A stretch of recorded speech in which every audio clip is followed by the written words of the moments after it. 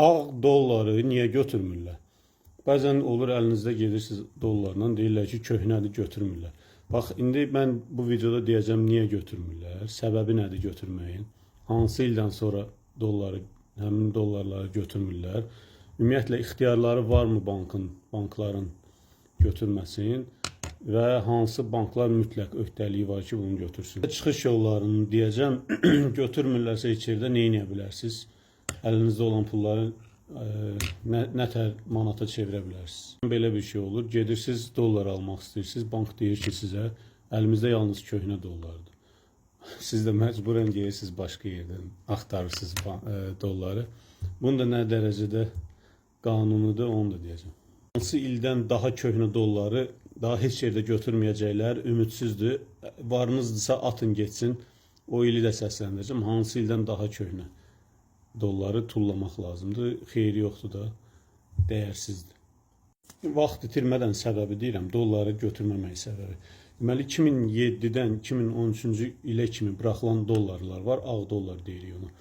Onu çox keyfiyyətli saxtasını buraxıblar. Deməli, Şimali Koreyadır. Əvvəlcə başqa ölkələrdən şübhələnirlər. Şimali Koreya çox keyfiyyətli saxta dolları buraxıb, hansı ki, bəzi ölkələrin bütün bank sistemi o dollara aid eləyə bilmir. Yalnız dolları buraxan ölkə Birləşmiş Ştatlarda ona aid eləyiblər. Ondan sonra 2013-cü ildən sonra belə qərara gəliblər, dollar yenilənsin.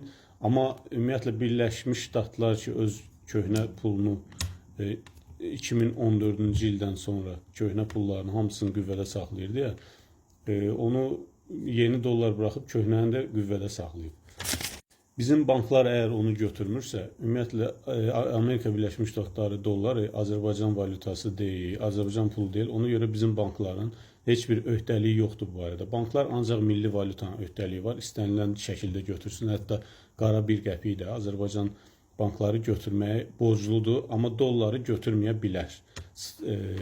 Dolları götürmə öhdəliyi yalnız dolları emitent edən ölkənin, yəni dövrəyə buraxan ölkənin öhdəliyidir. Amerika Birləşmiş Ştatlarında istənilən orijinal saxta olmayan dolları bütün banklar götürür. Heç bir kurs fərqi olmadan. Yaxşı, bəs neyniyək? Biz Azərbaycandayıq, istəyirik dolları xırdalayaq, əlimizdə olan ağdır. Bəzi banklar bəlkə də əgər onun keyfiyyətini yoxlamaq maddi texniki bazası varsa, yoxlayıb keyfiyyətinə əmin olub, yəni orijinallığına əmin olub götürə bilər. Götürməsə də belə bəzi banklar var, 1 manat 69 qəpik ilə götürür, yəni bazar qiymətindən 1 manat aşağı və yaxud qara bazar var, qara bazarda da 1 manat 69 qəpik ilə xırdalaya bilər. Almaq istəsəniz, desək ki, əlimdə yalnız köhnədir, siz ondan da tələb edə bilməzsiniz ki, yeni dollar bizə verin, nətər yəni köhnədir. Ancaq Azərbaycan manatını tələb edə bilərsiniz, çünki Azərbaycan bankında yalnız Azərbaycan manatının yenisini təqdim eləməyə borcludur banklar.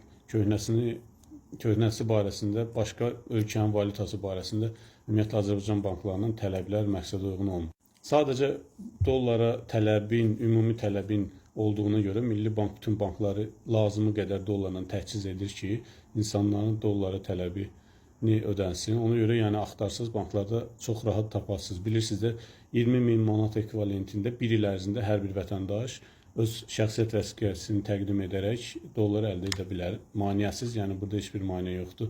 Yəni bir bankda olmasa başqa bankdan ala bilərsiniz. Bir də qayıdıram, hansı ildən əvvəl əgər dollarınız varsa, onlar qüvvədən düşüb dəyərsizdir dediyim il 1914-cü ildən daha öncə buraxılan dollar Amerika Birləşmiş Ştatları rəsmi olaraq dövriyyədən çıxardıb. Amma bu o demək deyil ki, dəyərsizdir. Yəni bəzi kolleksionerlər var, bəlkə də onu nominal qiymətindən daha fərqli qiymətə ala bilərsiniz. Sadəcə məlumat kimi dedim ki, 2014-dən bu yana bütün Amerika Birləşmiş Ştatlarında çıxan dollar hamısı qüvvədədir. Heç biri də qüvvə sıradan çıxmıyor. Yalnız səbəbi dediyim kimi, saxtada şübhə çox olduğundan və ehtimal daha yüksək olduğundan həmin o ağ dolları bəzi banklar və bəzi insanlar